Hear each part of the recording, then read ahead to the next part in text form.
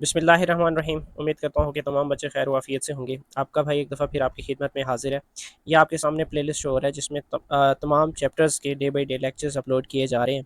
तो आप लोगों ने गाजी एनज़ारोजस चैनल ओपन सर्च करके class 12 Pakistan study federal board ये वाला प्लेलिस्ट आप लोगों ने ओपन कर लेना है। तो आप लोग day by day daily base पे जितना आप वीडियो वॉच कर सकते हैं, जो आपको लेक्चर देखना हुआ तो आप डायरेक्टली इस प्लेलिस्ट से वॉच कर लीजिएगा।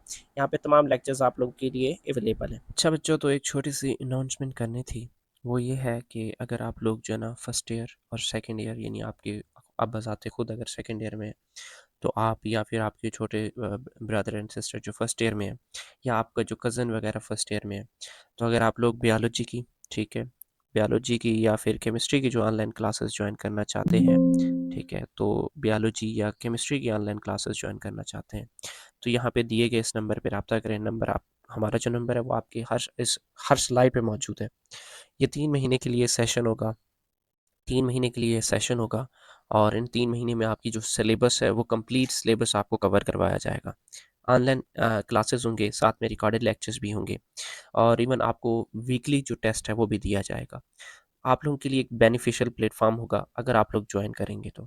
इसी वजह से अगर आप ज्वाइन करना चाहते हैं, अपने फेलोज़ को ज्वाइन करवाना चाहते हैं, तो आप लोग लाजमी रब्ता करें। इवन अगर आपके साथ कोई दूसरा बच्चा भी आ रहा है, तो उसमें आपको जो है ना फ़ी कंसेशन दी जाएगी, ठीक है? तो जिससे ताकि आप लोगों को थोड़ा-सा और भी फ़ायदा मिल जाए। तो जल्द से जल्द आप लोग राब्ता करें, ठीक है? हमारी जो क्लासेस हैं वो जल्द स्टार्ट होने जा रही हैं। फर्स्ट ईयर की जो क्लासेस हैं वो 20th अक्टूबर से स्टार्ट होने जा रही हैं, 20th अक्टूबर। तो आप लोगों के पास आज से राउंड अबाउट 8 डेज़ बचे हुए हैं, ठीक है? आज 12 अक्टूबर है तो सिर्फ 8 दिन बचे हुए हैं। तो इंशाल्लाह 8 डेज़ में जो फर्स्ट ईयर की क्लासेस हैं वो स्टार्ट हो जाएंगी और सेकेंड ईयर की जो क्लासेस हैं वो जो ना 1 नवंबर से स्टार्ट होंगी, ठीक है? इस वजह से कि जो ना पीछे सप्लीमेंट्री वाले भी एग्ज़ाम्स हो रहे हैं, तो हम चाहते हैं कि वो बच्चे भी हमें ज्वाइन कर लें। चैप्टर 8 को डिस्कस कर रहे हैं, ठीक है? और चैप्टर 8 रिक्रिएशनल एक्टिविटीज़ के बारे में है।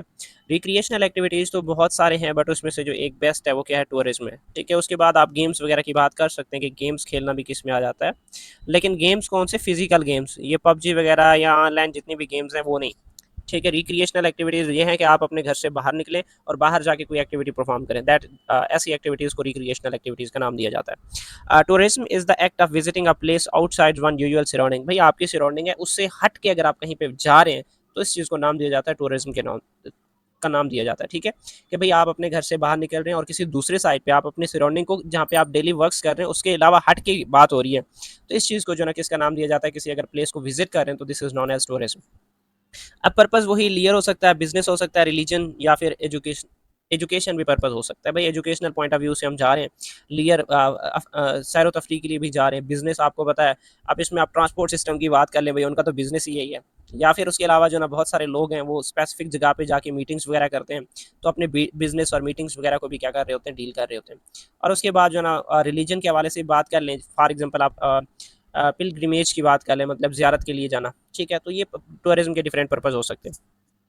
अब ये जो टूरिज्म है इससे मुल्क की इकोनॉमी भी इम्पैक्ट हो सकता है, जॉब्स मिलती हैं, रेवेन्यू जनरेट होता है, हमारी सोसाइटी भी डेवलप होती है, ठीक है? इसी तरीके से जो ना हमारा जो कल्चर है वो भी एक्सचेंज होता है, culture exchange and preservation, culture preserve रह जाता है क्योंकि लोग डेली बेस पे विजिट कर रहे होते हैं, एक जो हेरिटेज है उसको मेंटेन रखते हैं। अब इसके एनवायरनमेंट पे पॉजिटिव इम्पैक्ट भी पड़ते हैं और नेगेटिव इम्पैक्ट भी पड़ते हैं। वो ज़ाहिर सी बात है, आपको पता है जब एक जगह पे लोग ज़्यादा जाना शुरू कर देंगे, तो एक आप स्पेसिफिक आप साइट की बात कर लें तो वहाँ पे जो नेचुरल हैबिटाट है वो डिस्टर्ब हो सकती है, नेचुरल हैबिटाट डिस्टर्ब हो सकती है। अच्छा, उसके बाद टाइप्स ऑफ टूरिज्म है, साइट सीइंग है, भाई जाना है, देखना है, वापस आ जाना है। Visiting landmarks and natural wonders, जैसे आप बात कर लें ये स्कर्दू की तरफ चले जाएं, या फिर आप बात कर लें आउटसाइड आप चले जाएं गिलगित बल्तिस्तान की तरफ, वहाँ पे आपको जो नज़ारा है वो अच्छा देखने को मिलेगा, ठीक है? इस चीज़ को साइट सीइंग कहते हैं, मतलब सिर्फ देखना। उसके बाद कल्चर एक्सप्लोरेशन है, जिसमें आप ट्रेडिशंस, हेरिटेज और फेस्टिवल वगैरह की बात कर लें। एडवेंचर टूरिज्म है, जैसे ट्रैकिंग, माउंटेनियरिंग है, इसी तरीके से जो है ना राफ्टिंग वगैरह, ठीक है? ये मेरे ख्याल से ये चीज़ राफ्टिंग है। अच्छा, उसके बाद इको टूरिज्म है, sustainable travel in natural areas, के भाई जो नेचुरल एरियाज हैं उसमें कंटिन्यूसली क्या करना, उनको विजिट करना, ठीक है? और उसके बाद बीच हॉलीडेज़, यही कोस्टल एरियाज़ में, आप पाकिस्तान के कोस्टल एरियाज़ की बात कर लें तो वो गवादर है, ठीक है? गवादर। और उसके बाद जो नेक्स्ट क्या है कि आप बात कर लें सिंध कोस्टल एरियाज़, सिंध में क्या आ जाता है, वही जो कराची के बीच है, तो वहाँ पे जाके शाम के टाइम लोग जाके बैठते हैं, नज़ारा देख के अपने माइंड को क्या करते हैं, रिलैक्स करते हैं। बिजनेस टूरिज्म की बात कर लें, कॉन्फ्रेंसेज और मीटिंग्स और एग्जीबिशंस वगैरह होती रहती हैं, जिसकी बेस पे लोग एक जगह से दूसरी जगह जाते हैं। एजुकेशनल एंड रिलीजियस टूरिज्म की बात करने के लर्निंग और पिलग्रिमेज, ठीक है, वही लर्निंग के हवाले से लोग जो है ना एक शहर से दूसरे शहर जाते हैं या फिर ज़ियारत वगैरह करने जाते हैं। सिग्निफिकेंस ऑफ टूरिज्म टूरिज्म अब इसकी बेस पे आपको पता है, एक तो ये रिक्रिएशनल और रिलैक्सेशन इंसान को प्रोवाइड करता है, break from the routine routine daily works हैं, जिससे आपका जो बॉडी है, माइंड है, वो बिल्कुल फ्रेश हो जाता है। उसके बाद जो है कल्चर क्या होता है, एक्सचेंज होता है, promotes the mutual understanding between the communities. ज़ाहिर सी बात है, आप जब किसी दूसरे उनके मेले में जाते हैं, वहाँ के लोगों को देखते हैं, वहाँ के लोग किस तरीके से उनकी कल्चर एक्टिविटीज़ हैं, आपकी उनके साथ गपशप होती है, तो एक किस्म का जो कल्चर है वो एक्सचेंज होता है। कभी कभी आप लोग जो है हम फॉर एग्जांपल भाई पठान है तो कभी बलोची टोपी पहन ली, ठीक है, कभी सिंधी अजरक पहन ली, तो एक कल्चर जो है ना वो भी क्या हो रहा होता है, एक्सचेंज हो रहा होता है, लोग इसको ट्रेंड के तौर पर यूज़ करते हैं। और उसके बाद इकोनॉमिक ग्रोथ है, रेवेन्यू जनरेशन। ज़ाहिर सी बात है भाई, टूरिज्म में जो है ना पाकिस्तान को बहुत सारा पैसा प्रोवाइड करती है, स्पेशली जो है ना नॉर्दर्न एरियाज़ की जो टूरिज्म है। अब इससे जॉब क्रिएशन के और जो लोकल बिजनेसेस हैं वो भी बूस्ट अप हो जाती हैं। और उसके बाद प्रिजर्वेशन ऑफ हेरिटेज की बात कर लें, कल्चर एंड नेचुरल जो एसेट्स गेन वैल्यू एंड दस प्रोटेक्टेड। इसमें वही बात की जा रही है कि अब हमारे हेरिटेज क्या है, ये जो ना शाही किला की बात कर लें, ठीक है, इसी तरीके से शालीमार गार्डन यहाँ पे नहीं है। हाँ, ये शालीमार गार्डन, बल्कि ये तो बादशाही मस्जिद है, ये भी बादशाही मस्जिद है, लेकिन अगले इमेज पे होगा, ठीक है। चलें, वो शालीमार गार्डन आ गया बहुत ज़्यादा, ये यहाँ पे आप देख लें, ये शालीमार गार्डन है। तो एक्चुअली ये सारे के सारे क्या हैं, नेचुरल हेरिटेज हैं, और ये क्या होती है, लोग जाते हैं, उनको प्रिजर्व किया जाता है। ज़ाहिर सी बात है, अगर कोई बंदा वहाँ पे विजिट ना करे तो विद रिस्पेक्ट टू टाइम वो क्या हो जाएगा, डैमेज हो जाएगा। बट लोग डेली बेस पे विजिट कर रहे हैं, तो गवर्नमेंट उस चीज़ को थोड़ा सा शाइन करती है कि भाई लोग आएँ, विजिट करें, और उससे जो मुल्क की जो टूरिज्म है वो भी क्या हो, थोड़ा डेवलप हो।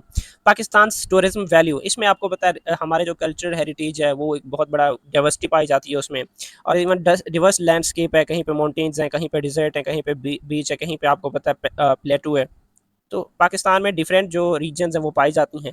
और उसके बाद आपको पता है हिस्टोरिकल लैंडमार्क्स भी पाकिस्तान में बहुत सारे पाए जाते हैं, जिसमें आप तख्तबाई की बात कर लें, ये शालीमार गार्डन, बादशाही मस्जिद, फैसल मास्क तो चले किसी के याद के ऊपर बनाया गया, बट मतलब हेरिटेज तो हैं। अब इसी तरीके से आप रोहतास किला की बात कर लें, टैक्सिला हेरिटेज की बात कर लें, तो एक किस्म का क्या है कि जो ना पाकिस्तान में टूरिज्म के लिए जो प्लेसेस हैं वो बहुत ज़्यादा है, ठीक है, और रिच इन टूरिस्ट प्लेसेस आप कह लें। टूरिज्म एंड डेवलपमेंट से क्या क्या फ़ायदा होता है कि इससे जो इंसान है वो वेल मेंटली वेल ठीक होता है, ठीक है, ताकि वो यानी लियर या ट्रैवल के ज़रिए क्या हो जाता है, मेंटली और फिज़िकली तंदुरुस्त हो जाता है, फिट हो जाता है। Enhance the global understanding between the Nations, और नेशंस के दरमियान में जो ग्लोबल अंडरस्टैंडिंग है वो भी अच्छी हो जाती है। आपको पता है बहुत सारे इंटरनेशनल व्लॉगर जो ना ऐसे साइट्स को विजिट करने आते हैं, contributes to the economic development. ज़ाहिर सी बात है, आप इंटरनेशनल टूरिस्ट जब यहाँ पे आएंगे तो पाकिस्तान का पासपोर्ट यूज़ करके आएंगे, तो उससे पाकिस्तान को क्या होगा, फ़ायदा होगा। Promotes the preservation of cultural legacy भी क्या होती है, प्रमोट होती है। Encourage the sustainable use of natural resources, और जो नेचुरल रिसोर्सेज हैं उसको एक पायदार, एक मुस्तकिल कंस्टेंटली उनको यूज़ करना, अभी मतलब उनको यूज़ करना भी बढ़ जाता है, ठीक है, लोग उसको यूज़ करते हैं, उससे फ़ायदा उठाते हैं। उसके बाद यहाँ पे बात हो रही है कि मेहरगढ़ जो ना वहाँ पे टीथ जो ना एक्चुअली पाए गए हैं, शोइंग ड्रिलिंग मार्क्स, मतलब ड्रिलिंग जब वहाँ के जो ना साइट्स को ड्रिल किया गया तो वहाँ से जो ना टीथ वगैरह पाए गए हैं, ठीक है। Proving dentistry exist in ancient times, के एंशिएंट टाइम्स में डेंटिस्ट्री वगैरह पाए जाते थे। एक्चुअली ये 7 से 9 थाउजेंड जो ना ईयर्स इगो की बात है, ठीक है, ईयर्स इगो की बात है, तब के जो ना ये टीथ जो ना तब के पाए जाते हैं, ठीक है। अच्छा, उसके बाद यहाँ पे बात की जा रही है कि फ्रांस जो है ना मोस्ट विजिटेड कंट्री है, 90 मिलियन टूरिस्ट जो है ना एनुअली क्या करती हैं, विजिट करती हैं, ठीक है। ये मेरे ख्याल से UNWTO, United Nation World Tourism Organization, मेरे ख्याल से इसका मतलब होता है। आज का हमारा जो टॉपिक है वो है UNESCO world heritage sites in Pakistan. UNESCO actually ये यूनाइटेड नेशन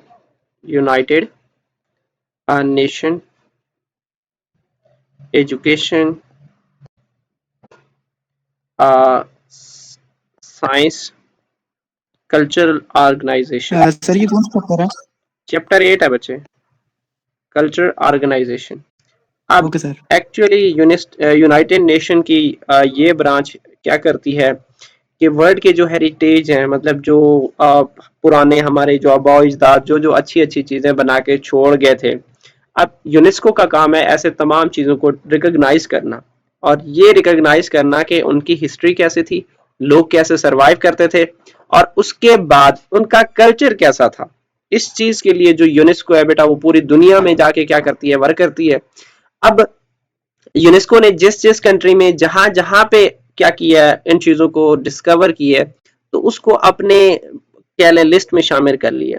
अब इसी वजह से कहा जाता है कि पाकिस्तान में ऐसी बहुत सारी जो ना हेरिटेज साइट्स हैं, those are actually UNESCO recognised.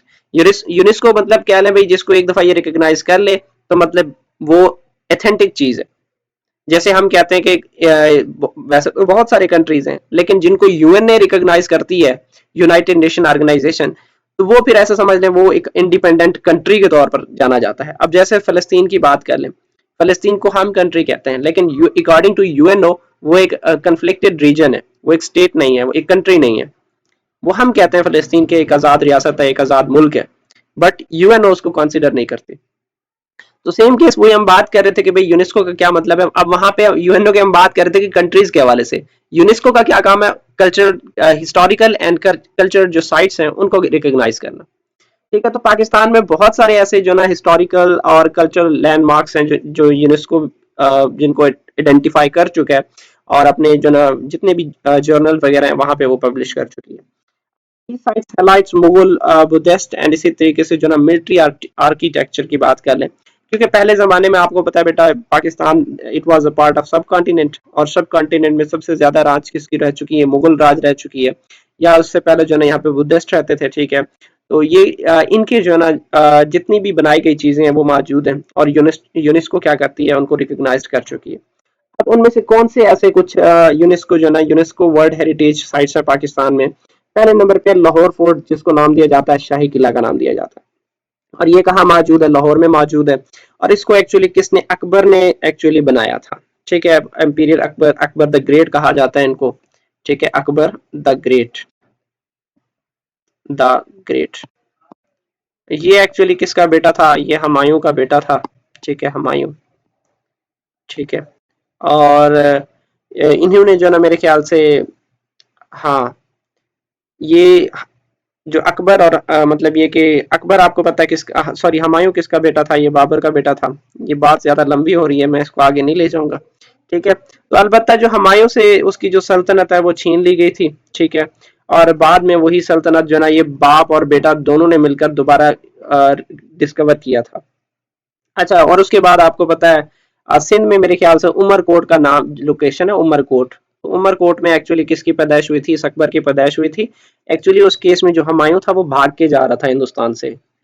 इसके कुछ भाइयों ने, या फिर मेरे ख्याल से वो शेर शाह सूरी था जिसने क्या किया था, इस हुमायूं को शिकस्त दिया था, जिसकी बेस पे हुमायूं को अपनी सल्तनत छोड़ के भागना पड़ा। और ये हुमायूं फिर कहाँ चला गया, ये ईरान में जाके चला गया। एक दौरानी शाह मेरे ख्याल से उनका एक सिपहसालार होता था, वो बड़ा वफादार था, वो उनके साथ चला गया था ईरान। और ईरान में जाके उसने जाके अपनी दोबारा मिलिट्री तैयार की थी हुमायूं ने। और उसके बाद जो ना फिर बाद में हुमायूं और अकबर ने दोनों ने मिलकर दोबारा हिंदुस्तान पे हमला किया था, और अपनी जो सल्तनत है वो रिकवर कर ली थी। और बाद में पता चला कि हुमायूं की जब डेथ हो गई थी, तो उस वक्त ये अकबर जो ना वो उसी ईरानी जो उनका सिपहसालार था उसके साथ वो इंडिया के समथिंग कोई जंगल है वहां पे आई पुराने जमाने, तो उस वहां पे वो जो ऐसे बगावते हैं उनको कुचल रहे थे। जब उनको पता चला कि भाई जो हुमायूं की डेथ हो गई है, तो उधर ही उसी जगह पे जो तख्त है, यानी जो ताज है, वो अकबर को पहना दिया गया था। तो अकबर की उस वक्त एज भी मेरे ख्याल से कम थी, 15 ईयर्स के आसपास समथिंग थी। इतनी एज में देखें, 15 ईयर्स एज हम कंसीडर ही कुछ नहीं करते, हम कहते हैं कि बच्चे वीक हैं, मेंटली मैच्योर नहीं हुए। लेकिन एक बच्चा 15 से 20 साल की उम्र में एक लीडर बन रहा है, उस चीज को तो आप देखें। वो सिर्फ यही होती है कि पहले जमाने के लोगों में एक स्ट्रगल थी, जद्दोजहद थी, कोशिश थी कि मैंने कोई चीज अचीव करना है। और हमारे आजकल 15-15, 20-20 साल के लड़के, वो विलो जेब में होता है और सूटे मार रहे हैं, ऐसा समझ लें। तो ये बात होती है उसकी, वो कहते हैं ना कि जो गरीब बंदा होता है या वीक नेशन होता है, वो एक स्ट्रांग नेशन जनरेट करता है। वही हाँ, स्ट्रांग जो ना नेशन या स्ट्रांग पीपल जनरेट करता है। वही जो स्ट्रांग पीपल है वो फिर लेजी पीपल जनरेट करते हैं। एक साइकिल चलता रहता है। तो हमारे अब्बा अजदाद ने मेहनत की है, और उसके बदले आज हम उनका सिला किस तरीके से चुका रहे हैं। अब यही है, जब इनसे जो जनरेशन प्रोड्यूस होगी वो और ज्यादा वीक होगी। अब वही वीक जनरेशन स्ट्रगल करेगी, और उनसे फिर एक स्ट्रॉन्ग जनरेशन दोबारा, एक साइकिल चलता रहेगा। अलबत्ता ये हटके है ऐसे टॉपिक। तो आई होप ये चीज आप लोगों को याद कुछ समझ आ गया होगा कि अकबर जो ना, अकबर द ग्रेट भी इसको कहा जाता है, हुमायूं का बेटा था, ठीक है, उमरकोट में पैदा हुआ था, वजह क्या, भाग के जा रहे थे, ठीक है, ये सिंध के रास्ते से, कराची के रास्ते से, यहाँ से सीधा नहीं, यहाँ से एक्चुअली आप दिल्ली की बात कर लें, दिल्ली सल्तनत, तो यहाँ से आपको पता है ये केपी के वाली साइड से यूं निकल सकते थे, वो इस साइड से नहीं गए, इस साइड से उनको जान का खतरा था, इस वजह से वो दीबल वाली साइड से, कराची वाली साइड से, सिंध वाली साइड से निकलते निकलते भाग गए यहाँ से, दोबारा अफगानिस्तान की तरफ चले गए थे। अच्छा चले आगे चलते हैं। उसके बाद क्या हुआ कि later improve by Shah Jahan and Aurangzeb, जो ना बाद में उन्होंने क्या किया, इसको इम्प्रूव किया, और उसके बाद जो ना ये पैलेस के तौर पर भी काम करता है, पवेलियन के तौर पर भी काम करता है, और गार्डन के तौर पर भी काम करता है, लोग जाके विजिट करते हैं, और उसके बाद ये जो ना वर्ल्ड हेरिटेज साइट के तौर पर काम करता है, ठीक है। जो कि जो ना एक तो आप कह लें मुगल के कल्चर और उनके आर्किटेक्चरल जो आप कह लें डिजाइन की बात कर रहे हैं, वो उनको मेंशन करता है कि पहले जमाने के लोग किस तरीके से अपने जो आर्किटेक्चर है, ठीक है, उसमें महारत रखते थे। अच्छा उसके बाद नेक्स्ट शालीमार गार्डन है। शालीमार गार्डन एक्चुअली ये भी आपको पता है लाहौर में मौजूद है। 1641 में इसको बनाया गया था, और बनाने वाला कौन है, शाहजहां ने बनाया था, और इसको पर्शियन स्टाइल में डिजाइन किया गया, मतलब ईरानी स्टाइल में।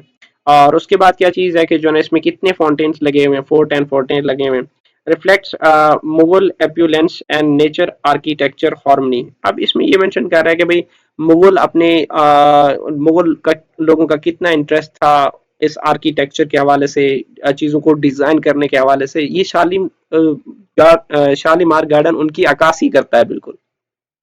अच्छा सीरीन रिट्रीट, सीरीन रिट्रीट आप कह सकते हैं कि एक पीसफुल प्लेस, ठीक है, आप इसका कह सकते हैं कि ये क्या है, पीसफुल प्लेस है, ठीक है, पीसफुल प्लेस, जहाँ पे आपको पता है लोग शाम के टाइम विजिट करने जाते हैं, जो आसपास के लोग होते हैं।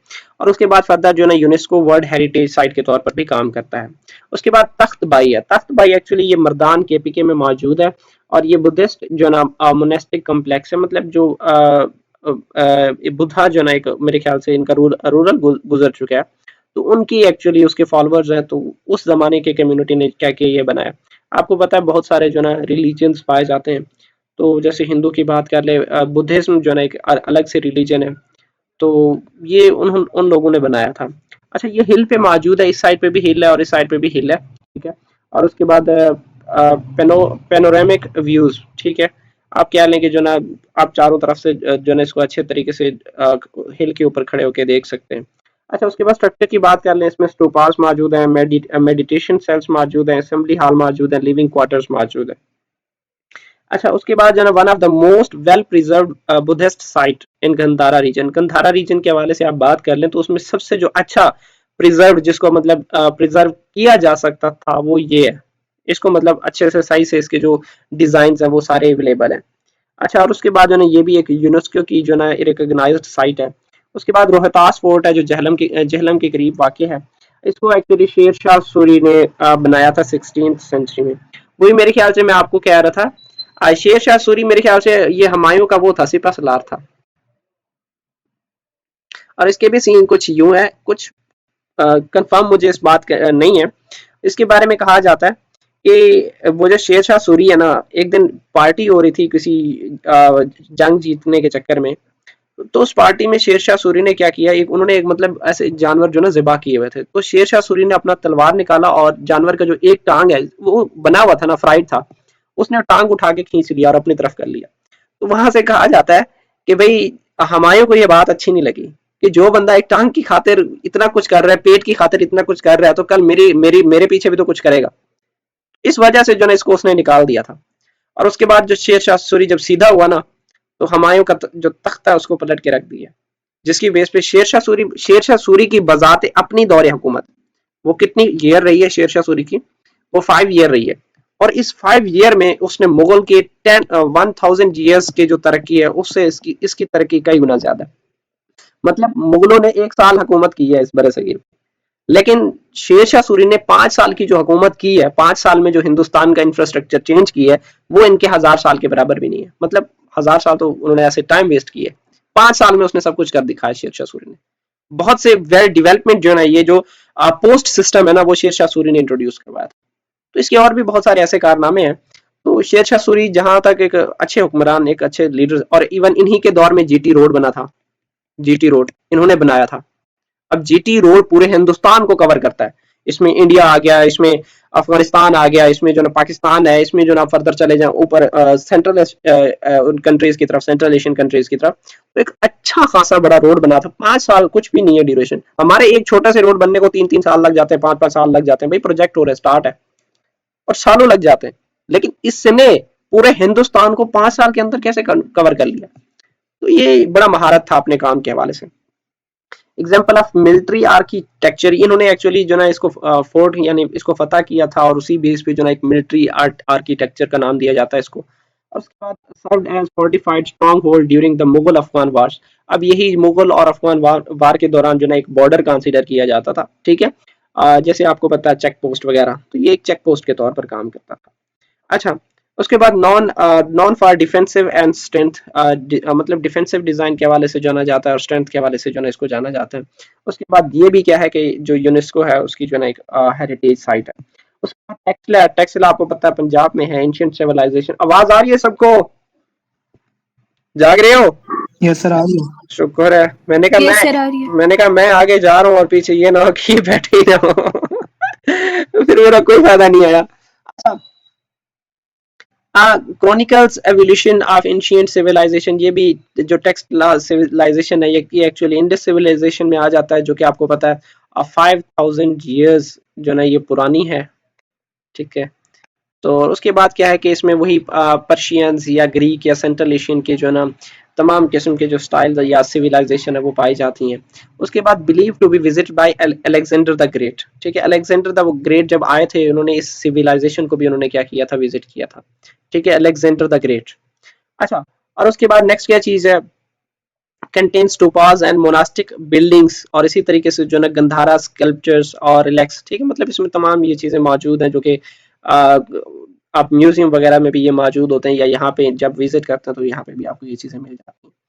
उसके बाद बहुत सारे ऐसे जो विजिटर होते हैं ना, तो वो इन चीजों को उठा के अपने कंट्री में ले जाते हैं, और वहां पे जाके अपने म्यूजियम वगैरह में रख देते हैं। और उसके बाद ये भी यूनेस्को की जो ना हेरिटेज साइट है। अच्छा, इसमें एक और चीज भी मेरे दिमाग में आ रहा है, जो अलेक्जेंडर द ग्रेट है, ये किस कंट्री से बिलोंग करता था, ये था तो मिडिल ईस्ट में से, लेकिन इसको ईरानियों से बड़ा दिलचस्प लगाव था। ईरानियों को अपने तख्त में जो है इसने बड़ा उनको सपोर्ट किया था।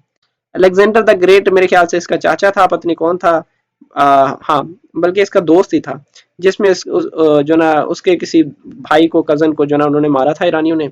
तो उसने कहा था अलेक्जेंडर द ग्रेट से कि भाई आप बदला लो, तो ये नहीं लेता था, ये इस चीज को फोकस नहीं करता था, बड़ा कोऑपरेटिव बंदा था ये, he was very great. Even मेरे ख्याल से वो भी तो आप लोगों को कहानी याद है कि इसने जो ना अलेक्जेंडर ने कहा था कि जब मैं मर जाऊं तो मेरे हाथ खुला छोड़ देना, कि भाई जिसने आधी से ज्यादा दुनिया फतह की है वो खाली हाथ जा रहा है। तो he was also the Alexander the great. अच्छा, इसमें मेरे ख्याल से बल्कि वो एक और था, और बीच में से जो ना मुगल में से स्लेव डायनेस्टी था, स्लेव डायनेस्टी, तो उसमें से किसी और ने भी कहा था कि I am the Alexander the Great too, but मुझे याद नहीं है वो बंदा कौन है, मुझे दोबारा याद आया तो मैं आप लोगों को बता दूंगा। अच्छा, उसके बाद जो ना फर्दर नेक्स्ट हम चलते हैं मोहनजोदड़ो सिविलाइजेशन। ये आपको पता है इंडस सिविलाइजेशन की एक वो है, और ये कितना साल पुराना ये सिविलाइजेशन है, 2500 बिफोर क्रिस्ट जो है ना ये क्या है, सिविलाइजेशन है। और वर्ल्ड अर्लीस्ट प्लांट सिटीज, मतलब दुनिया के अर्लीस्ट शुरू शुरू में जब ये कुछ प्लानिंग की गई थी, शहर बनाए गए थे, तो उनमें से इसको जाना जाता है। अब इसमें वही अर्बन प्लानिंग है, ड्रेनेज सिस्टम है, ब्रिक आर्किटेक्चर है, ये सारी चीजें इसमें पाई जाती है। इन्फ्लुएंस्ड लेटर सिविलाइजेशन, और इसके बाद जो ना दूसरी जो सिविलाइजेशन है इजिप्ट सिविलाइजेशन, वो भी इस चीज से वो इन्फ्लुएंस हुए और बाद में फॉलो करते गए। अच्छा, डिक्लेयर, ये भी आप यूनेस्को की जो ना हेरिटेज साइट है। और उसके बाद आज के लिए आखिरी है जो कि मेहरगढ़ सिविलाइजेशन, जो कि बलूचिस्तान में मौजूद है। ये न्यूलिथिक साइट के तौर पर काम करता है, one of the earliest South Asian civilisation के हवाले से बात कर लें। यहाँ पे न्यूलिथिक साइट एक्चुअली ये कंसिडर होता है किसमें, स्टोन एज में, स्टोन एज।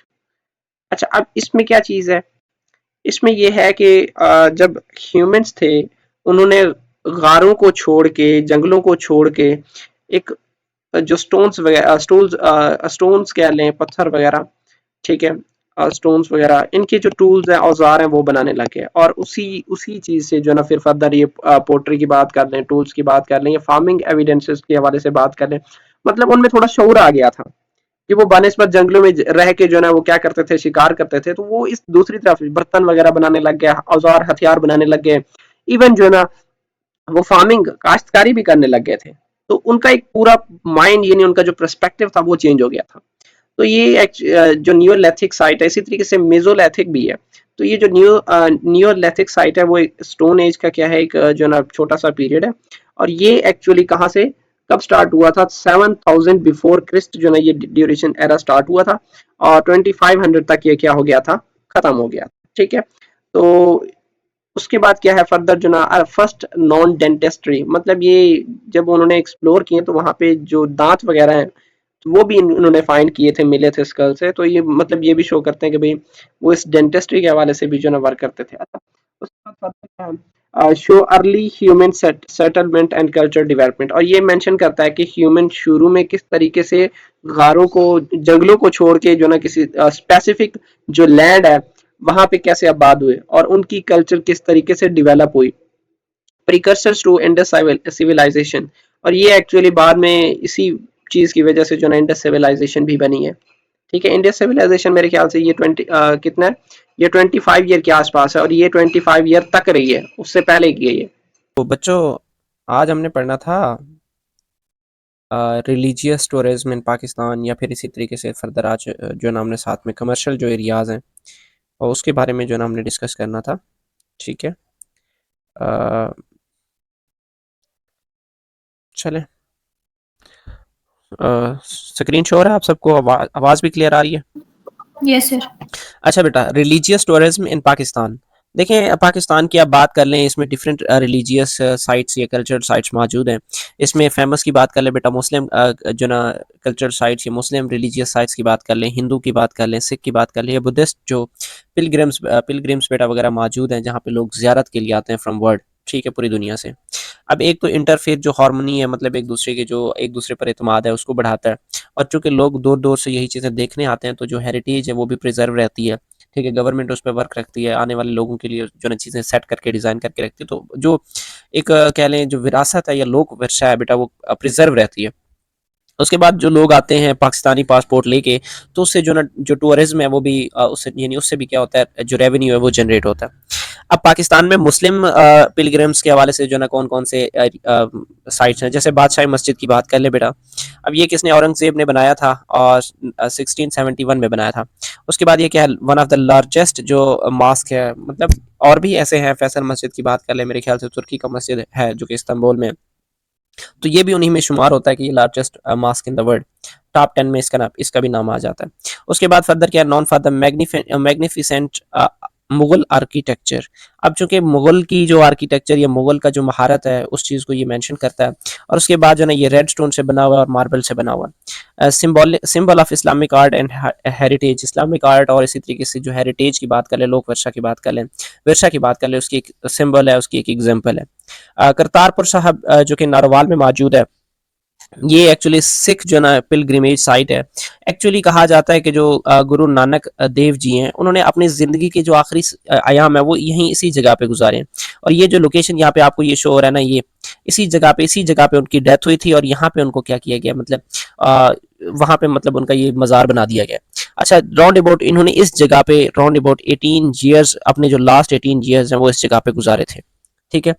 लोग जो है क्या करते हैं, करतारपुर कॉरिडोर से होके जो ना इस इंडिया से, स्पेशली आपको पता है इमरान खान ने ये करतारपुर कॉरिडोर हमेशा के लिए ओपन कर दिया था, जो सिख थे वो डायरेक्टली यहाँ पे आके विजिट कर जाते थे। अच्छा, अब इसे क्या है कि promotes peace and religious tourism between Pakistan and India, कि पाकिस्तान और इंडिया के दरमियान में एक रिलीजियस जो टूर है वो इसकी वजह से मेंटेन रहता है, लोग आते रहते हैं जाते रहते हैं। उसके बाद कट्ठस राज टेम्पल, ये चकवाल में मौजूद है, और ये करतारपुर साहिब ये नारोवाल में मौजूद था। ये एक्चुअली हिंदू टेम्पलेट है जो कि महाभारत के एरा में था। ठीक है, महाभारत जो जिसे हम अक्सर याद करते हैं इंडिया में, जो मूवीज़ वगैरह में उसका नाम लिया जाता है, तो ये उनके ज़माने की टेम्पल है। ठीक है। जो कि एक स्केयर्ड पाउंड ये आपको ये पाउंड शो हो रहा है यहाँ से, तो इसके आसपास यानी इर्द गिर्द बनाया गया है इसको। और ये हिंदू के लिए जो ना एक इम्पॉर्टेंट जो पिलग्रिमेज साइट है, और उसके अलावा जो ना ये क्योंकि पाकिस्तान में मौजूद है, पाकिस्तान एक इस्लामिक कंट्री, बट इनकी इन कल्चर को, इनकी विरसा को उन्होंने प्रिजर्व करके रखा हुआ है। तो इसी वजह से जो ना पाकिस्तान एक सिंबल के तौर पर जाना जाता है, मतलब इसको जो है ना एक सिंबल के तौर पर जाना जाता है कि पाकिस्तान मल्टी फेथ हेरिटेज, ठीक है, कि पाकिस्तान के लिए ये जो कह लें कि डिफरेंट लोग ऐसे हैं जिनकी ईमान वगैरह डिफरेंट है, लेकिन उनकी जो साइट्स है वो यहाँ पे हैं।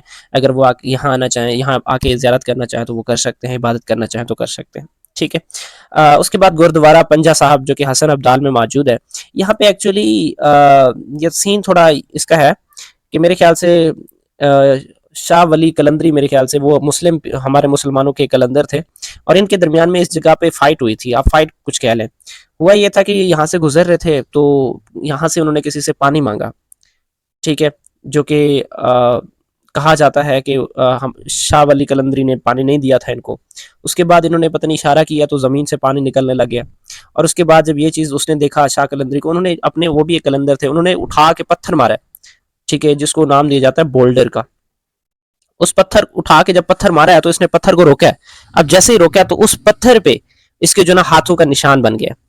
अब उसी हाथों के निशान को इन्होंने यहाँ पे रखा हुआ है, और लोग उसी चीज़ का ज़ियारत करने यहाँ पे आते हैं, ठीक है। Among the holiest Sikh shrine in Pakistan associated with Guru Nanak, who is believed to have a left footprint on the rock, मतलब यहाँ पे वो फुटप्रिंट भी मौजूद है, और साथ में वो जो हैंड प्रिंट की बात कर लें वो भी इसमें मौजूद है। हैंड प्रिंट भी मौजूद है एंड फुटप्रिंट भी मौजूद है, ये आप जो है ना गूगल से इनके पिक्चर्स देख सकते हैं। अच्छा, उसके बाद जो है ना attract thousands of pilgrims during the Baisakhi festival, Baisakhi festival के दौरान बहुत सारे जो सिख हैं वो यहाँ पे आते हैं। उसके बाद जूलियन टेक्सला जो वैली है वहाँ पे ये लोकेटेड है, ये बुद्धिस्ट जो है ना मोनास्टिक साइट है, जहाँ पे जो है ना मोंक और नून की बात कर ले वो यहाँ पे आके मतलब रहते हैं, और जो ना जो इस्लामिक इस्लामिक नहीं, उनका जो अपना कल्चर बुद्धिस्ट कल्चर है उसको वो फॉलो करते हैं, उसके उसके बारे में स्टडी करते हैं। तो यहाँ पे स्टूपास भी मौजूद हैं, स्टैचू ऑफ बुद्धा भी मौजूद है, इंस्क्रिप्शंस और एजुकेशनल आर्टिफैक्ट्स वगैरह ये चीज़ें भी मौजूद हैं, मतलब एजुकेशनल कंटेंट, यानी उनके जो अकायद हैं, उनके जो बिलीव है, उस पे बुक्स वगैरह ये सारी चीज़ें मौजूद हैं। Reflects the ancient Buddhist culture and education, मतलब बुद्धिस्ट एजुकेशन या उनका जो रिलीजन है वो क्या चीज़ मेंशन करता है, इस तरह की तमाम चीज़ें अवेलेबल हैं। अ valuable site for religious and archaeological tourism, archaeological इस वजह से कि लोग आके यहाँ पे जो एंशियंट टाइम के जो कह लें चीज़ें हैं वो आके देख सकते हैं, और उसके अलावा जो ये रिलीजियस है, क्योंकि जो बुद्धिस्ट कम्युनिटी से बिलोंग करते हैं उनके लिए एक मजहबी समझ लें एक पॉइंट है। उसके बाद next commercial cities of Pakistan है। कराची की बात कर लें, ये क्या है, पाकिस्तान का इकोनॉमिक हब है, और उसके बाद यहाँ आपको पता है यहाँ पे कराची पोर्ट है, कासिम मौजूद है, तो जिसकी बेस पे पाकिस्तान इंटरनेशनल कंट्रीज़ के साथ क्या कर सकता है, ट्रेड कर सकता है। और उसके बाद कराची की बात कर लीजिए, टेक्सटाइल में, शिपिंग में, ऑटोमोबाइल्स में, बैंकिंग में, आईटी और मैन्युफैक्चरिंग इंडस्ट्रीज में ये क्या है, मतलब बहुत सारे फैक्ट्री इंडस्ट्रीज वगैरह जो है इस कराची में लोकेटेड है। अब इसी तरीके से आप कह सकते हैं कि headquarter of major national and multinational companies located here, मतलब हमारे मुल्क की कंट्रीज और इंटरनेशनल कंट्रीज का जो ना हब है ये। बहुत सारे जो ना ऐसे इंटरनेशनल कंपनीज हैं जिनका हेडक्वार्टर बीइंग पाकिस्तान, मतलब पाकिस्तान में हेडक्वार्टर उनका जो ना ये कराची में होता है, ठीक है। मतलब जैसे हम कहते हैं ना कि हमारा मेन कैंपस फलान जगह पे है, तो मेन कैंपस की बात हो रही है तो ऐसा समझ ले वो हेडक्वार्टर कराची में है।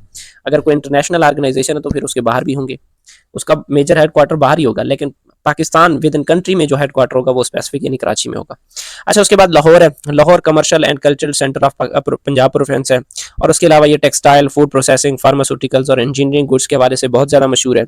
और लाहौर स्टॉक एक्सचेंज भी है, जो कि आजकल उसे PSX में, पाकिस्तान स्टॉक इंडेक्स जो है इसे कहा जाता है, इंडेक्स 100, पाकिस्तान का जो स्टॉक एक्सचेंज है ना वो इंडेक्स 100 है, ठीक है। बीच में उन्होंने कहा हुआ था कि इसने तरक्की की नई बुलंदियों को छू ली है, एक्सेट्रा, बीच में ये न्यूज़ भी चल रही थी कि इंडेक्स 100 जो ना stock exchange day by day improve होता जा रहा है, बढ़ता जा रहा है, इसकी वैल्यू बढ़ती जा रही है, ठीक है। तो जो लाहौर स्टॉक एक्सचेंज है, ठीक है, ये एक इंपॉर्टेंट फाइनेंशियल इंस्टीट्यूशन के तौर पर भी काम करता है। नेक्स्ट क्या चीज़ है, hub for education, media and tourism related businesses के लिए इसको जो ना हब कंसिडर किया जाता है।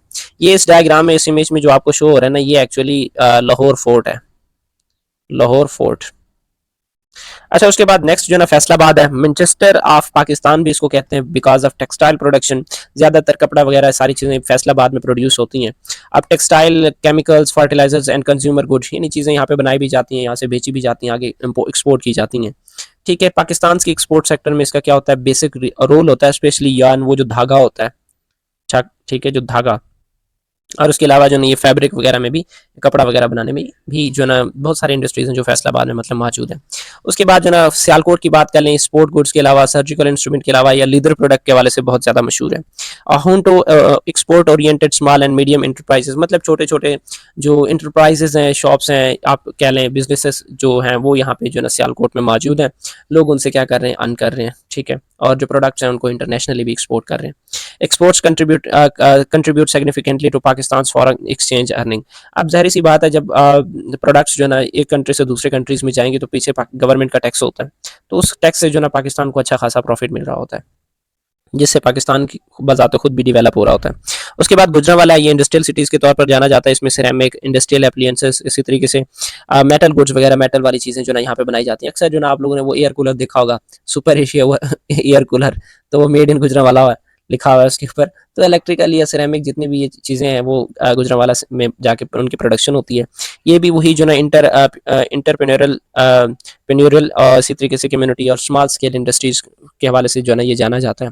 और strong contributor to the domestic industrial output, और डोमेस्टिक मतलब आप अपने मुल्क के हवाले से बात कर लें, वहाँ पे जो ना इंडस्ट्रियल आउटपुट यानी इसकी इतनी एफिशिएंसी है कि वो जो ना अपने मुल्क को की सप्लाई के लिए काफ़ी है।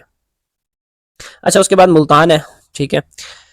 मुल्तान के हवाले से बात कर लें, ये यहाँ पे एग्रीकल्चर बेस्ड कंट्रीज़ हैं, जैसे कॉटन, टेक्सटाइल और हैंडीक्राफ्ट वगैरह। और मुल्तान जो ना मैंगो एक्सपोर्ट के हवाले से बहुत ज़्यादा मशहूर है, ठीक है, सिरामिक टाइल्स वगैरह के हवाले से भी मशहूर है। और उसके बाद नेक्स्ट जो ना आप बात कर लें कि ये ceramic hub for the southern Punjab के, sorry, commercial hub for the southern Punjab के हवाले से भी जाना जाता है। एक्चुअली वही मैं आप लोग को कह रहा था कि मुल्तान सेंटर में है। जस्ट वेट, एक मिनट। अब मैं वही आप लोगों को कह रहा था बच्चों कि मुल्तान सेंटर में है, उसके एक साइड पे डीजी खान है, दूसरे साइड पे बहावलपुर है, और तीसरे साइड पे जो ना बीच में रहीम यार खान भी आ जाता है। तो इस वजह से जो ना ये साउथ पंजाब के लिए क्या है, एक जो ना कमर्शियल हब के तौर पर काम करता है। यूँ मुल्तान है, इस साइड पे डीजी खान है, डीजी खान इस साइड पे जो ना आप डी आई खान की बात कर लें, डी आई खान, और इस साइड जो ना आप बहावलपुर की बात कर लें, बहावलपुर, ठीक है। और इस साइड पे जो ना बीच में यहाँ पे बात कर लें, इधर इस साइड पे, ये इसी साइड पे आप यहाँ पे बात कर लें, इस साइड पे जो ना वो लैया लैया आ जाता है। और रहीम यार खान की आप बात कर लें, वो डीजी खान से आगे थोड़ा इस साइड पे जो ना हो जाता है रहीम यार खान। तो इस वजह से जो ना बात कर लें कि साउदर्न पंजाब के लिए जो ना ये किसके कमर्शियल हब के तौर पर ये मुल्तान काम कर रहा होता है। उसके बाद पिशावर है, serve as commercial gateway to Central Asia. ज़ाहिर सी बात है, खैबर पास के जरिए जो इसका कंटेक्ट है वो किसके साथ होता है, सेंट्रल एशिया की तरफ साथ होता है, और वहाँ से जो ना पाकिस्तान अपने जो इम्पोर्ट एक्सपोर्ट है उसको जो ना बढ़ा रहा होता है। उसके बाद जो ना अफगानिस्तान के साथ ट्रेड के लिए भी जो ना एक पास मिल जाता है। तो पाकिस्तान अगर अपने नेबर कंट्रीज़ में ट्रेड कर रहा है सेंट्रल एशियन में, तो ये पिशावर एक कमर्शियल गेटवे के तौर पर काम करता है इसमें। और उसके बाद इसमें टेक्सटाइल, मार्बल या फूड प्रोसेसिंग इंडस्ट्रीज भी पाई जाती हैं। क्वेटा के हवाले से बात कर लें, ये भी एक ट्रेड और कम्युनिकेशन सेंटर है फॉर बलूचिस्तान, ठीक है। और यही जो पाकिस्तान क्वेटा है वो इधर से अफगानिस्तान के साथ भी कनेक्ट हो रहा होता है। इवन बलूचिस्तान के हवाले से बात कर लें तो ये फिर जो ना ये ईरान के साथ भी कनेक्टेड है, ठीक है। तो यहाँ पे जो ना इम्पोर्ट एक्सपोर्ट जो ना हो रही होती है। तो बलूचिस्तान के लिए जो ट्रेड सेंटर की बात कर लें कि जैसे हम बात करें ना, पंजाब का लाहौर है, इसी तरीके से सिंध का कराची है, क्वेटा का जो ट्रेड हब होगा, सॉरी, बलूचिस्तान का जो ट्रेड हब होगा वो ज़ाहिर सी बात है क्या होगा, क्वेटा होगा। उसके बाद जो ना ये फूड मार्केट्स, माइनिंग और हैंडीक्राफ्ट के हवाले से बहुत मशहूर है। उसके बाद आज का हमारा मेरे ख्याल से आखिरी स्लाइड है, इस्लामाबाद एंड रावलपिंडी। आपको पता है बेटा ये क्या है, एडमिनिस्ट्रेटिव एंड बिजनेस हेडक्वार्टर्स यहाँ पे मौजूद हैं, जिसमें नेशनल और मल्टी नेशनल ऑफिस मौजूद हैं, मतलब नेशनल या इंटरनेशनल ऑफिस की बात कर लें। रावलपिंडी के हवाले से बात कर लें तो ये इंडस्ट्रियल एंड ट्रेडिंग एक्टिविटीज़ इसमें बहुत ज़्यादा होती हैं, स्पेशली आप कंस्ट्रक्शन के हवाले से बात कर लें, लॉजिस्टिक्स के हवाले से बात कर लें। अच्छा, ये जो कमर्शियल टूरिज्म है, लोग इस पर यहाँ पे आते हैं, उनका क्या फ़ायदा होगा? पहली बात तो ये कि इससे जो बूस्ट अर्बन इकोनॉमिक ग्रोथ, क्योंकि लोग जब शहरों को विजिट करते हैं तो वहाँ से उनको जो अच्छा खासा इनकम मिल जाता है, जनरेट हो जाता है। और उसके अलावा फॉरेन इन्वेस्टमेंट, लोग यहाँ पे आके चेक करते हैं, विजिट करते हैं, उनको अच्छा लगता है तो वो इन्वेस्ट भी करते हैं यहाँ पे आके।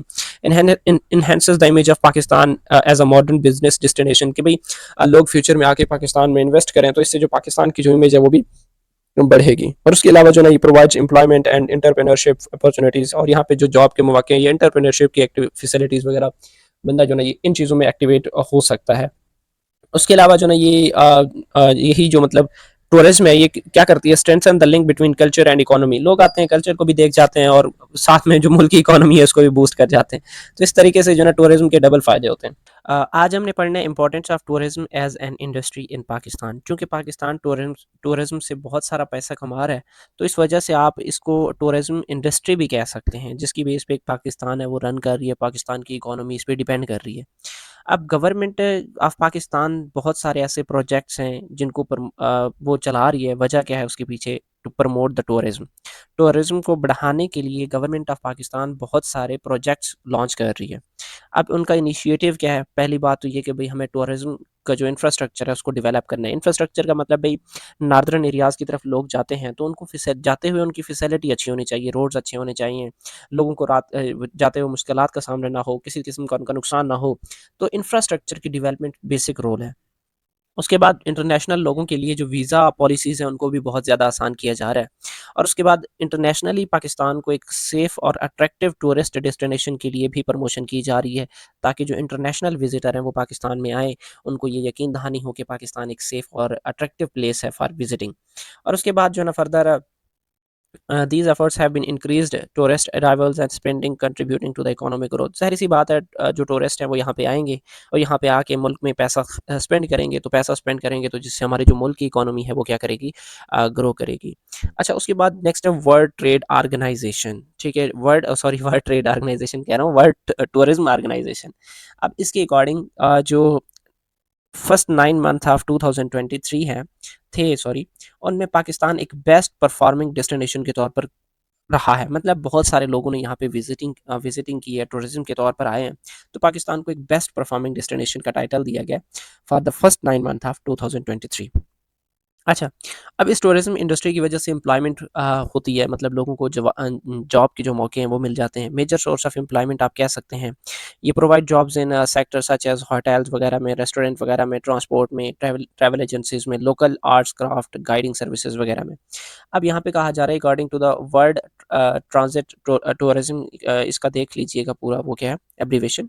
इसके मुताबिक यानी 2019, ठीक है, उसका जो रिपोर्ट है उसमें ये कहा जा रहा है कि 3.8 मिलियन जॉब्स जो कि इस हमारे टूरिज्म डिपार्टमेंट से लिंक्ड है, कि मतलब इतने लाख आप क्या लें, कितने 38 लाख, ठीक है, 1 मिलियन 10 लाख होता है तो 3.8 मतलब 38 लाख लोगों का जो रोज़गार है वो इसी टूरिज्म से है।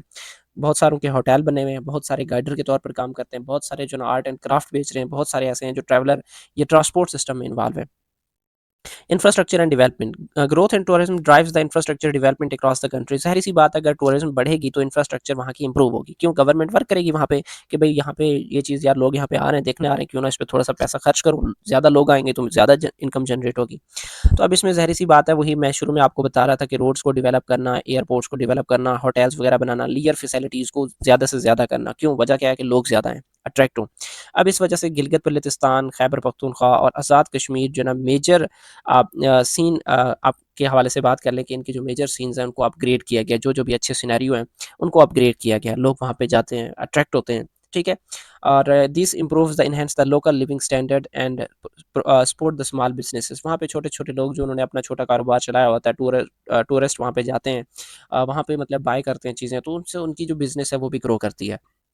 और ज़ाहिर-सी बात है जो लोकल वहाँ पे रहते हैं मकामी लोग, उनको फ़ायदा हो रहा है, तो उनकी जो लिविंग स्टैंडर्ड्स हैं वो भी क्या हो जाएँगी? इम्प्रूव हो जाएँगी। कल्चरल इंटरेक्शन एंड मेंटेनेंस, अब यहाँ पे बात की जा रही है कि पाकिस्तान में कल्चर की भरमार है, बहुत ज़्यादा कल्चर पाया जाता है। अब लोग विज़िटर हैं या लोकल्स हैं, वो ज़ाहिर-सी बात है विज़िटर जाएँगे, वहाँ के कल्चर को देखेंगे, कल्चर एक्सचेंज होगा। अब मैं अगर आपको बात कर लूँ, चूँकि मुझे बलोची भी आती है, सराइकी भी आती है, पश्तो आप लोगों से सीख रहा होता हूँ, तो आप लोगों का कल्चर क्या हो रहा है? एक्सचेंज हो रहा है मेरे साथ। क्यों? क्योंकि मैं आपका पश्तो सीख रहा हूँ। ठीक है? तो अब क्रॉस कल्चर अंडरस्टैंडिंग भी यही चीज़ है कि जिसमें जो कल्चर है वो क्या होता है? एक्सचेंज होता है, जो लैंग्वेज है वो चेंज होते हैं। Revenue from the tourism supports the maintenance of historical and cultural sites. अब यही जो रेवेन्यू इन चीज़ों से जनरेट होता है उसको दोबारा हिस्टोरिकल साइट्स को, कल्चरल साइट्स को मेंटेन किया जाता है, इंप्रूव किया जाता है ताकि ज़्यादा से ज़्यादा लोग अट्रैक्ट हों। उसके बाद कल्चरल इवेंट्स होती हैं, हैंडीक्राफ्ट होती हैं और लोकल कैसीन्स वगैरह होती हैं, तो ये विजिटर की जो इंटरेक्शन है वो बढ़ा देते हैं। अक्सर जो ना मेरे ख्याल से कैलाश वाली में जो मेला लगता है उसमें बहुत सारे पाकिस्तान से जाते हैं, इंटरनेशनली लोग जाते हैं। तो कल्चर जो इवेंट्स होती हैं ना वो टूरिस्ट को अट्रैक्ट करती हैं। लोकल डेवलपमेंट की बात कर लें, लोकल डेवलपमेंट में यही है कि जब विजिटर वहाँ पे जाएंगे, अगर उनको कोई वहाँ पे देखते देखते प्रोजेक्ट अच्छा लग गया तो वो वहाँ पे इन्वेस्ट कर देंगे। ठीक है। अब जो टूरिज्म रीजन के हवाले से बात कर लें, जैसे स्वात वैली है, हुंजा है, या फिर सिंध या बलूचिस्तान कोस्टल एरियाज़ हैं जहाँ पे लोग विजिट कर सकते हैं और वहाँ पे एंटरटेन हो सकते हैं। उसके बाद tourism reduce the regional inequalities, यहाँ पे बात हो रही है इनइक्वालिटीज़ के हवाले से। आपको पता है पाकिस्तान की हर जगह पे सेम कंडीशन नहीं है, सेम इक्वालिटीज़ नहीं है। अब पंजाब की बात कर लें, वो एग्रीकल्चर के हवाले से बहुत ज़्यादा फेमस है, तो ऐसा और कौन सा है भाई, और बाकी रीजन कैसे गुजारा करते हैं। तो अब यहाँ पे आप बात कर लें केपीके की या गिलगित बल्तिस्तान की, अब वहाँ पे टूरिस्ट जाते हैं, वहाँ पे लोग पैसा जाके खर्च करते हैं, इन्वेस्ट करते हैं, तो उन लोगों को सपोर्ट हो रहा होता है। तो वो कहते हैं ना कि रिस्क कहीं भी हो, कहीं ना कहीं पहुंच जाती है, तो सब अल्लाह ताला के निज़ाम के मुताबिक सबको रोजी मिल रहा है। सिंध वालों को मिल रहा है, केपीके वालों को मिल रहा है, बलोचिस्तान वालों को मिल रहा है, पंजाब वालों को मिल रहा है, और कश्मीरियों को भी मिल रहा है। तो वजह क्या है कि जो रीजनल इनइक्वालिटीज़ हैं वो किसी न किसी तरीके से मेंटेन होके रहती हैं। अब पंजाब के पास अगर ग्रीनरी है, पंजाब के पास आप बात कर लें, वीट है, गंदम है, पंजाब के पास चावल है, पंजाब के पास कपास, दूसरी फैसिलिटीज़ हैं, तो पंजाब के पास वो अच्छी सिनेरियो नहीं है जो लोग उधर ही रह के गुजारा करें। तो इन चीज़ों के लिए वो फिर कहाँ विजिट करते हैं, केपीके, आज़ाद कश्मीर या गिलगित बल्तिस्तान, और वहाँ पे जाके क्या होता है, पैसा खर्च करते हैं, और वो पैसा पंजाब से कहाँ मुंतकिल हो गया, इन एरियाज़ की तरफ। तो जो रीजनल इनइक्वालिटीज़ है वो क्या हो जाती हैं, रिड्यूस हो जाती हैं। That promotes the balanced national development. तो जो नेशनल डेवलपमेंट है वो बैलेंस चलती रहती है। अब यहाँ पे बात किया जा रहा है कि इन 2023 जो यूएस है उसने टूरिज्म से 2.7 बिलियन डॉलर रुपीस कमाए, जो कि टॉप अर्नर रहा है इंटरनेशनल टूरिज्म के हवाले से। मतलब इंटरनेशनल टूरिज्म में एक साल में किस कंट्री में ज़्यादा टूरिस्ट गए और वहाँ पे उन कितनी रेवेन्यू जनरेट हुई इस चीज़ से, तो वो यूएस, यूनाइटेड स्टेट की बात की जा रही है 2023 में। सबसे ज़्यादा जो यूएस है वो टॉप अर्नर रहा है, और कितना 2.207 बिलियन डॉलर जो ना उसने इस टूरिज्म से कमाया। रेवेन्यू जनरेशन के हवाले से बात कर लें, ठीक है। अब यहाँ पे जो according to Pakistan Tourism Development Corporation या कंट्रोल है, इस चीज़ को देख लीजिएगा, ठीक है। अब इसके मुताबिक, ठीक है, travel industry generated 1 billion dollar income, मतलब एक सालाना 2019 में पाकिस्तान की जो ट्रैवल इंडस्ट्री है उसने 1 बिलियन डॉलर कमाया इस चीज़ से, ठीक है। और अगर आप बात कर लें कि ये जो टूरिज्म यानी ये जो सेक्टर है वो round about 2% of Pakistan GDP contribute करता है। मतलब 7.9 बिलियन डॉलर पाकिस्तान की जो जीडीपी है वो कहाँ से आ रही होती है, इतनी टूरिज्म से आ रही होती है, ठीक है। मतलब हमारे जीडीपी का 2.8%, जो कि कितना बन रहा है, 7.9 बिलियन डॉलर।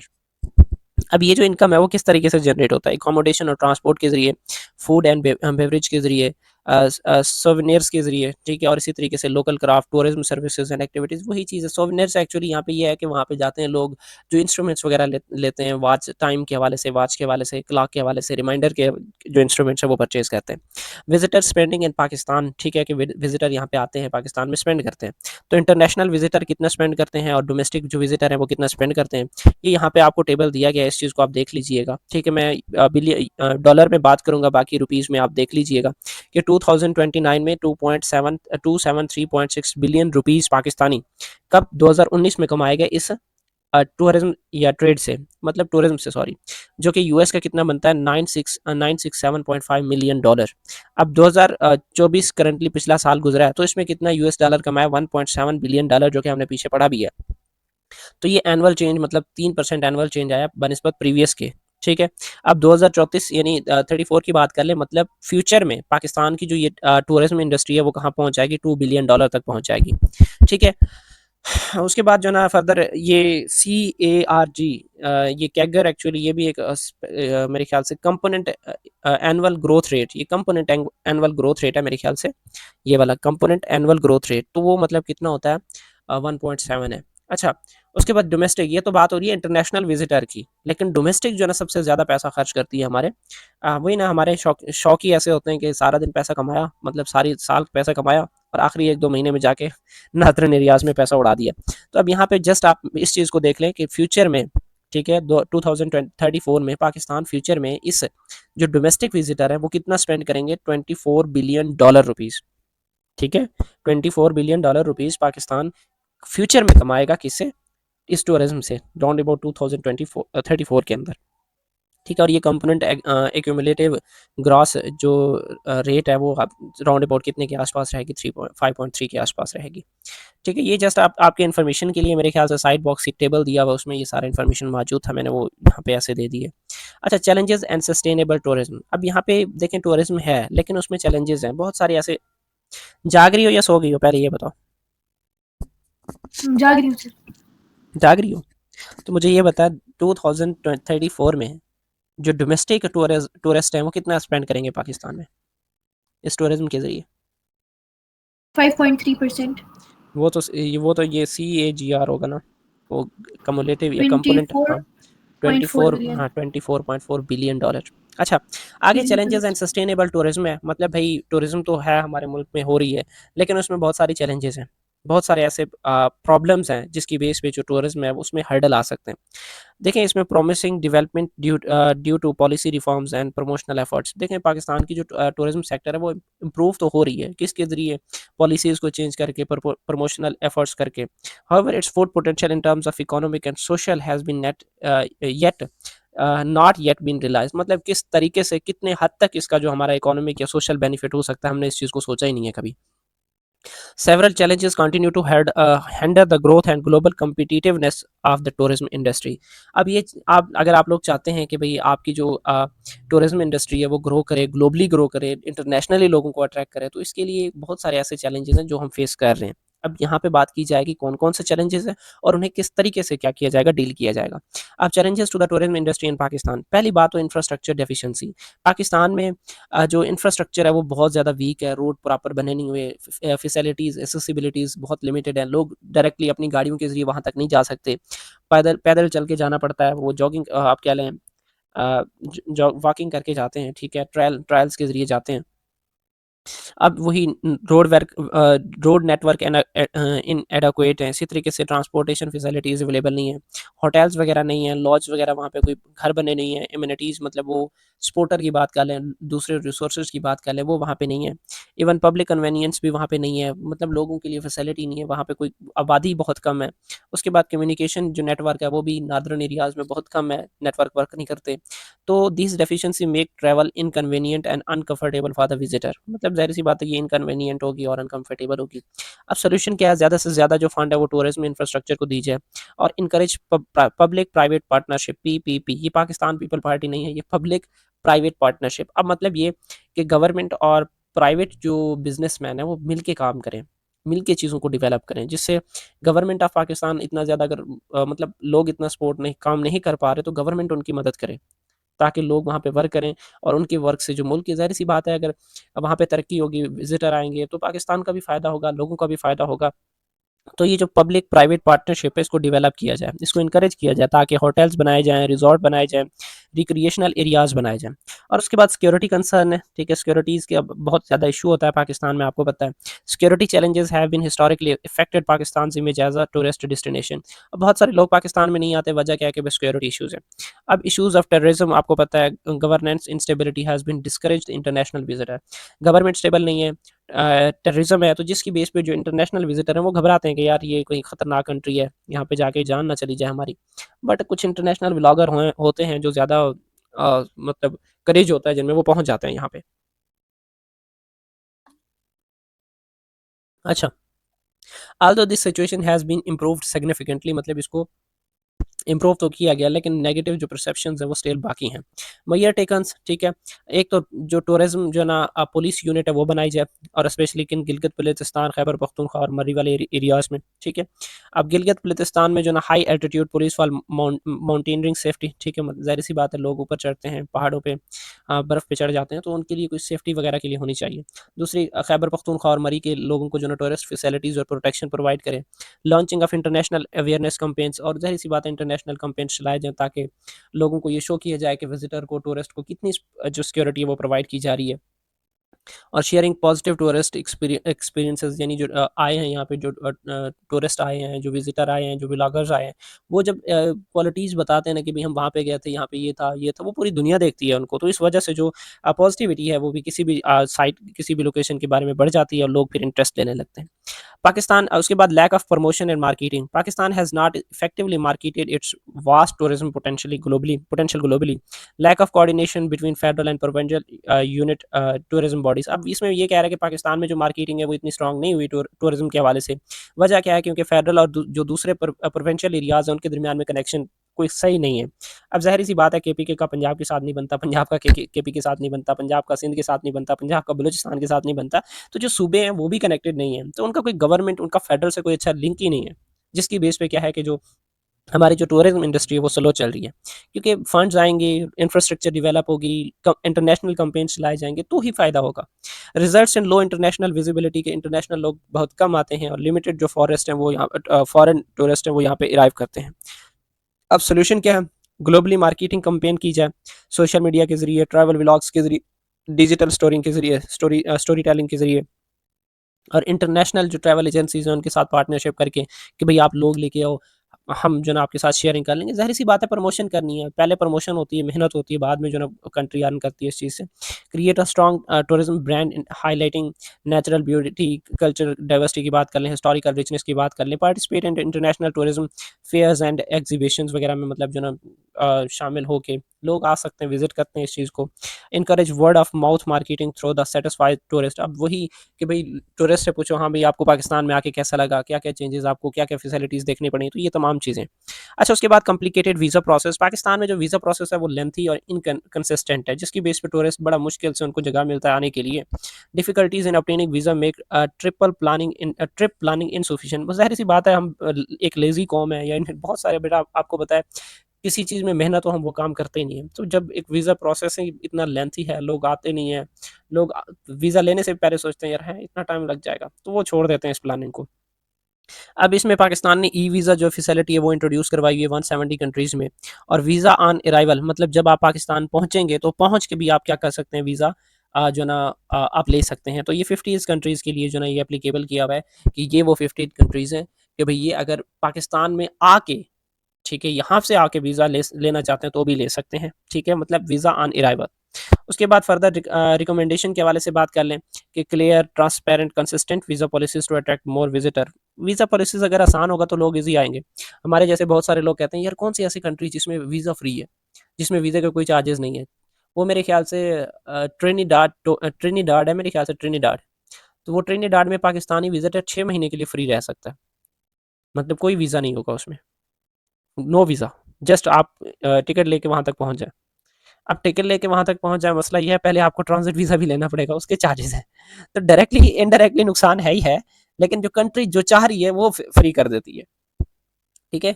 अब फॉर एग्जांपल आप जा रहे हैं ना यहाँ से, पाकिस्तान से जा रहे हैं आप यूएसए, तो आप डायरेक्टली पाकिस्तान से यूएसए फ्लाइट नहीं करेंगे, आप पहले मेरे ख्याल से दुबई जाएंगे, दुबई या किसी और कंट्री में, दुबई या कह लें या इंडिया कह लें, और फिर वहाँ से जो फ्लाइट है वो सीधा यूएसए की तरफ जाती है। तो उनके जैसे हमारी बसेस होती हैं, एक बस है वो अगर कराची जा रही है तो वो कराची से पहले जो है ना फैसलाबाद रुकेगी, फैसलाबाद से मुल्तान जाके रुकेगी, मुल्तान से हैदराबाद, फिर कराची जाएगी। तो यहाँ पे जो एयरप्लेन है उनका भी सेम केस होता है, ऐसा नहीं होता कि डायरेक्ट डेस्टिनेशन की तरफ जाए वो।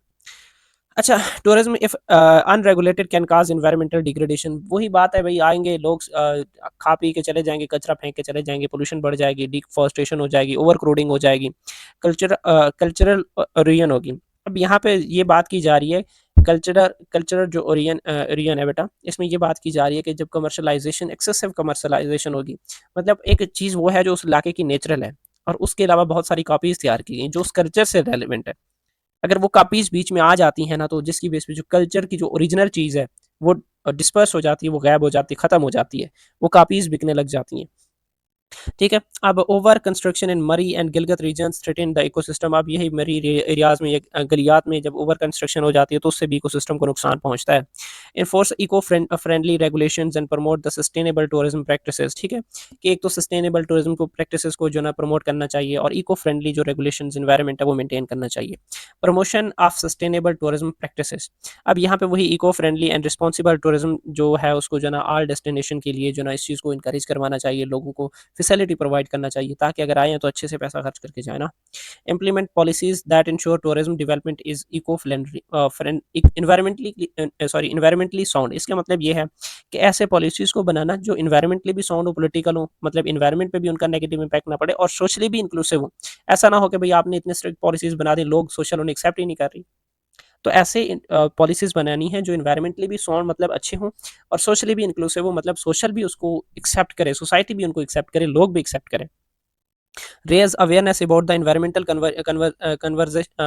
कंजर्वेशन। ठीक है, कि इन्वायरमेंटल जो माहौल है वो कंजर्व रहे, और उसके बाद जो कल्चर रिस्पेक्ट है वो भी मेंटेन रहे इमंग द टूरिस्ट। ऐसे ना हो कि आप किसी के कल्चर में जा रहे हैं, वहाँ उनके साथ बदतमीजी कर रहे हैं, उनके कल्चर के साथ डिस्टर्ब कर रहे हैं। ठीक है, मैं भाई ये क्या चीज़ है, हमारा कल्चर ये वो एक्सेट्रा। तो मतलब इन चीज़ों का भी थोड़ा ख्याल रखना चाहिए, हर बंदे का अपना कल्चर होता है, रस्म रिवाज होता है। Community participation involve local communities in planning and management of tourism project. अब गवर्नमेंट को चाहिए कि भाई जो लोकल वहाँ के लोग हैं ना, तो उनको भी इस चीज़ में शामिल करें टूरिज्म प्रोजेक्ट में, ताकि उनको भी फैसिलिटीज़ हों। ठीक है, वहाँ पे वो लोग हैं उसी जगह पे रहते हैं, उनको अगर एम्प्लॉयमेंट मिलेगी, उनको जॉब मिलेगी, तो वो लोकल भी खुश होंगे, और लोकल फिर उस टूरिज्म को और ज़्यादा बूस्ट करेंगे, क्योंकि उनकी हेल्प हो रही है। अब कश्मीर की बात कर लें, कश्मीर इसी वजह से लड़ रहा है। भाई कश्मीर में हमारा अपना टूरिज्म बहुत ज़्यादा है, यहाँ पे लोग आते हैं, तो इतना पैसा कहाँ जाता है कश्मीर का। तो यही बात की जाती है कि ये जो टूरिज्म इंडस्ट्री है वहाँ से बहुत सारे लोगों को फ़ायदा हो रहा होता है। तो जो लोकल लोग हैं ना, उनको इस चीज़ का ज़्यादा फैसिलिटेट होना चाहिए, क्योंकि वो उनका हक है, उस इलाके में रहते हैं, ऐसी जगह पे रहते हैं जहाँ पे फैसिलिटीज़ कम है, और टूरिज्म वाला पैसा भी अगर दूसरे लोग ले जाएंगे तो उससे उनको नुकसान पहुंचेगा। वो किस तरीके से ग्रो करेंगे। Promote tourism that respect local traditions and custom. और ऐसे टूरिज्म को डेवलप मतलब प्रमोट करनी चाहिए जिससे लोकल उनके जो ट्रेडिशंस हैं, उनको जो रस्म रिवाज हैं, उनका कल्चर का जो ना वो मेंटेन रहे।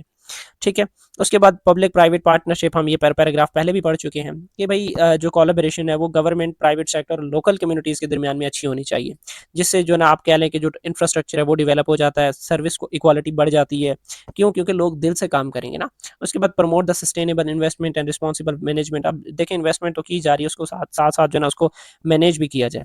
आखिरी स्लाइड है मेरे ख्याल से, लॉन्ग टर्म बेनिफिट्स की आप बात कर लें। Sustainable tourism ensures protection of natural and cultural heritage, मतलब नेचर भी प्रिजर्व रह जाती है, हमारी कल्चर जो हेरिटेज है वो भी मेंटेन रह जाती हैं, और इक्वल जो रीजनल डेवलपमेंट है वो भी हो रही होती है। ठीक है, जैसे मैंने आपको शुरू में बताया, अगर पंजाब गंदम से पैसा कमा रहा है, तो कश्मीर टूरिज्म से पैसा कमा रहा है। Economic empowerment of rural populations. अब चूंकि ये जितने भी नॉर्दर्न एरियाज़ की बात कर लें या ऊपर चले जाएँ, तो वहाँ पे रूरल एरियाज़ हैं, रूरल पॉपुलेशन है, कोई अच्छी सिटीज़ नहीं है। तो जब लोग टूरिज्म वहाँ पे जाएंगे तो उससे उन इलाकों को जो है ना सपोर्ट मिलेगी, उनको पावर मिलेगी। अब इसी वजह से आप कह सकते हैं कि एक प्रॉपर मैनेजमेंट करके पाकिस्तान जो है ना एक लीडिंग टूरिज्म हब बन सकता है इन साउथ एशिया। मतलब अगर इन तमाम चीज़ों को मेंटेन किया जाए, रेगुलेट किया जाए, तो पाकिस्तान साउथ एशिया में एक टूरिज्म हब के तौर पर काम कर सकता है, या उभर सकता है उसके तौर पर।